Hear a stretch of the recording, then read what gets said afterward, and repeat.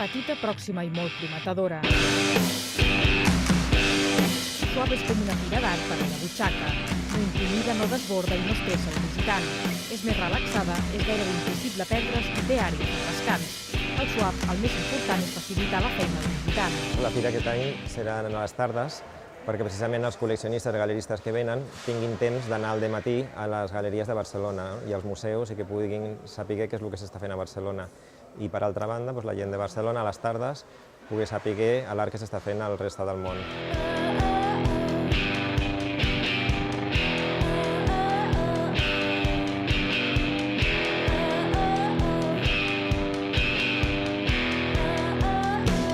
Trobem poques galeries, però estan molt ben seleccionades. La idea és portar a Barcelona el treball d'uns artistes que mai es veuen a Espanya. Són artistes molt joves, nascuts als 70 i als 80, que bé o fa poc han començat a crear o bé han començat a despuntar en l'escena internacional.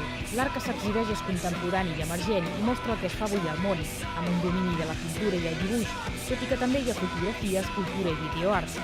Són peces desenfadades influenciades pel cinema, la televisió, el còmic i la publicitat, i amb clares referències a la política, la religió i la societat d'avui, que es poden comprar per preus que van entre els 150 i els 30.000 euros. Nosaltres el que volem és iniciar la gent amb el món de l'art, o sigui, nosaltres volem que qualsevol persona que li agradi l'art o que l'estimi, o que potser no ha entrat mai en una galeria, que vingui aquí, que visiti la fira i que compri una peça que l'està esperant. Llavors, jo crec que és important que l'art s'apropi a la gent corrent, perquè aquesta gent és la que té que ser el futur col·leccionista o el futur interessat en l'art. Amb personalitat pròpia, el Swap busca consolidar-se a poc, superar les 6.000 visites i el 1 milió d'euros de vendes